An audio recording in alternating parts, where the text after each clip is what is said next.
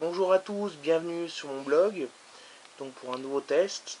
Donc il s'agit du Motorola F3 donc qui est un téléphone en noir et blanc donc qui affiche de gros caractères ce qui est très bien pour les personnes âgées qui veulent un téléphone simple, pour les personnes justement qui ont juste besoin de la fonction téléphone.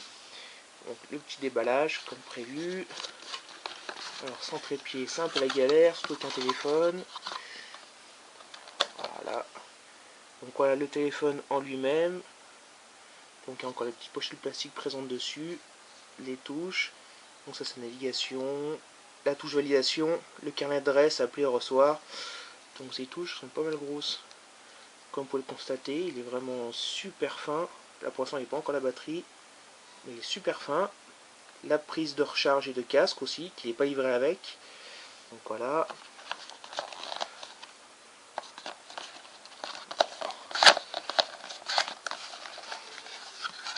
Alors après,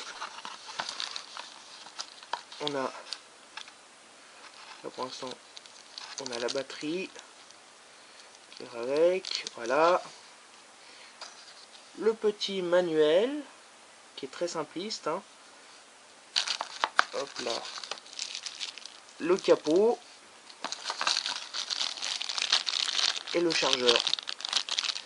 Donc c'est vraiment une boîte simpliste, hein. Donc en même temps c'est un téléphone qui vaut, on va dire, les 20 € débloqué. Donc faut pas s'attendre à avoir une boîte très très complète avec une housse et des écouteurs.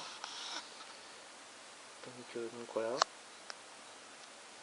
Donc là je vais couper et je reviens une fois que j'aurai mis la batterie.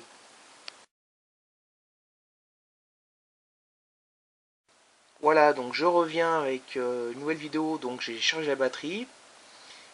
Donc là, la première allumage que vous pourrez constater, c'est un échange noir et blanc, avec de très gros caractères, un peu style horloge, radio réveil.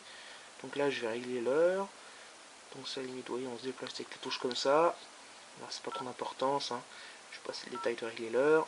Voilà, valider. Voilà, donc là, il n'y a pas de carte SIM. Donc le gros avantage, c'est qu'il possède des commandes vocales. Donc dès que vous allez, donc là on peut pas voir pareil parce qu'il n'y a pas de carte SIM. Donc naviguer dans les menus avec les flèches directionnelles, voilà. Si on peut entendre un peu, je sais pas si on attend, je vais raccrocher. Heure et date. Réglage à l'arbre. Heure et date. Voilà. Donc là c'est pareil, vu que c'est un appareil photo, enfin un téléphone portable c'est pas super, on n'entend pas le son, la mise au point est pas super. Donc juste rapidement, voilà, la batterie et le réseau. Donc c'est vraiment un très bon écran, c'est vraiment impressionnant d'avoir un écran noir et blanc comme ça qui est vraiment bien. Les gros caractères sont bien pour ceux qui ont des grosses difficultés à voir.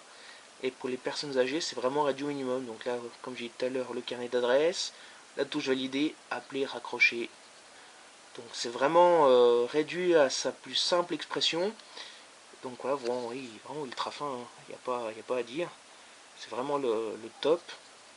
La surface.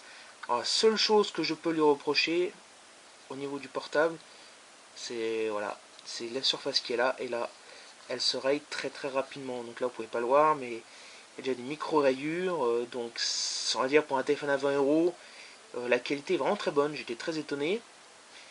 Donc de ce côté-là, il y a rien à dire, hein. Pour 20 €, si vous cherchez un téléphone simpliste, on va dire même si vous le perdez, même si vous le paumez, pour 20 € vous en achetez un autre, c'est pas ça qui va coûter le plus cher, on va dire.